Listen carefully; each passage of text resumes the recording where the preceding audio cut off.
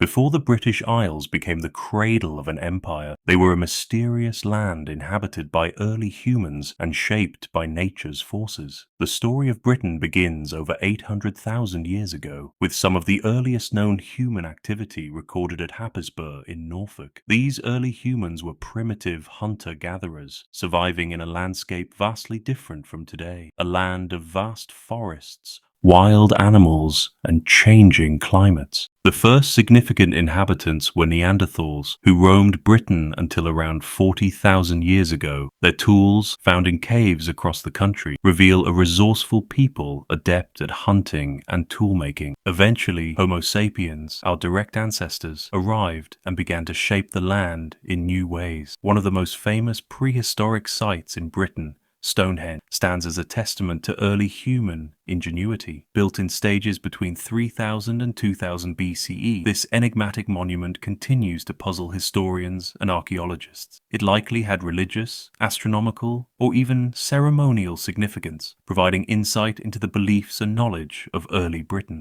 The Celtic arrival and society. By around 800 BCE, the Celts arrived in Britain from continental Europe. They brought advanced metalworking skills, introducing iron tools and weapons, which gave them a significant advantage over earlier inhabitants. The Celts formed tribal societies led by warrior chieftains, each governing their own territory. Celtic Britain was a land of hill forts, which served as defensive strongholds and community centres. These structures, such as Maiden Castle in Dorset, offer a glimpse into their way of life. The Celts practiced a polytheistic religion led by druids, mystical priests who conducted rituals, sacrifices, and oral teachings. Despite being fragmented into various tribes, the Celts had a shared cultural identity, evident in their art, warfare, and religious practices. They were known for their intricate metalwork, creating beautiful jewelry and weapons, often adorned with swirling patterns and animal motifs. Roman encounters and the invasion. The first known contact between Britain and Rome occurred in 55 BCE when Julius Caesar led an expedition to the island. Although this initial encounter was more of a reconnaissance mission than a full invasion, it marked the beginning of Roman interest in Britain. A year later, in 54 BCE, Caesar returned with a larger force, battling various Celtic tribes. However, due to political instability in Rome, he never established lasting control over the island. It wasn't until 43 CE that Emperor Claudius launched a full-scale invasion of Britain. The Roman legions, well-trained and disciplined, faced fierce resistance from the Celtic tribes, particularly the Catuvelauni and their leader, Caractacus. Despite their bravery, the British tribes were no match for the might of Rome, and over the next few decades, most of the island fell under Roman rule. The Roman conquest of Britain marked a turning point in its history, introducing new infrastructure, administration, and cultural influences that would shape the land for centuries to come. However, resistance to Roman rule persisted, setting the stage for future conflicts and legendary figures like Boudica, the warrior queen of the Iceni. Once the Romans established control over Britain, they began transforming it into a province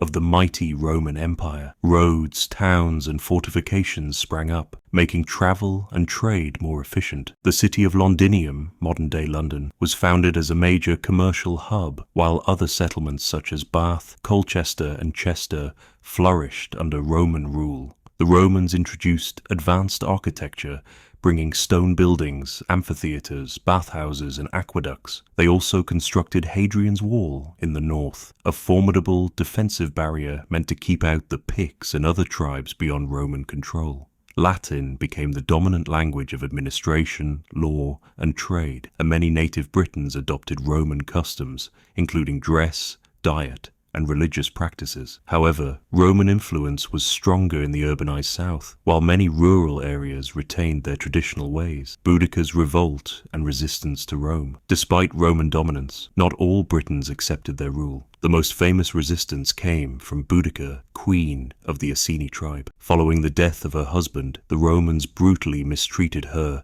and her people. In response, Boudica led a massive uprising in 60 to 61 CE, destroying several Roman settlements, including Londinium. The rebellion initially caught the Romans off guard, but they eventually regrouped and crushed Boudica's forces in a decisive battle. Her legacy, however, endured as a symbol of British defiance against foreign rule. Roman society and economy in Britain. Under Roman rule, Britain became an important economic centre. The province exported valuable resources like tin, lead, and wool, while benefiting from imports such as wine, olive oil, and luxury goods from the rest of the empire. Roman villas, some of which still exist as archaeological sites today, showcased the wealth of elite landowners who lived in lavish homes with central heating, mosaics, and private bathhouses. The Romans also introduced new religious practices, including the worship of their gods and the cult of the emperor. However, as the empire expanded, Britain saw the spread of Eastern cults, such as Mithraism and eventually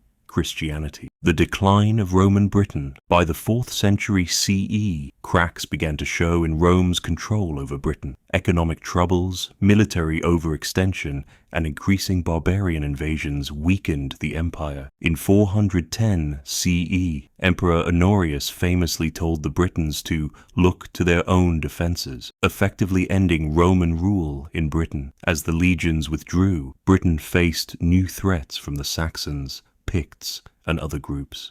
This transition marked the end of Roman Britain and the beginning of a new, turbulent chapter in the island's history. Following the Roman withdrawal, Britain became vulnerable to invasions by Germanic tribes, primarily the Angles, Saxons, and Jutes. These groups gradually settled across the land, establishing their own kingdoms and displacing the native Celtic populations. The rise of kingdoms. By the 7th century, several powerful Anglo-Saxon kingdoms emerged, including Wessex, Mercia, and Northumbria. This period saw the development of Old English, the spread of Christianity through missionaries like St. Augustine, and the formation of early laws and governance structures. Viking raids and Alfred the Great. The late 8th century brought a new wave of invaders, the Vikings. Their raids devastated many coastal settlements, but the Saxon king Alfred the Great successfully defended Wessex and laid the foundation for a unified England. Conclusion. The early medieval period set the stage for England's eventual unification, leading to the emergence of a distinct English identity. The struggles between native Britons, Anglo-Saxons, and Vikings would shape the destiny of Britain for centuries to come.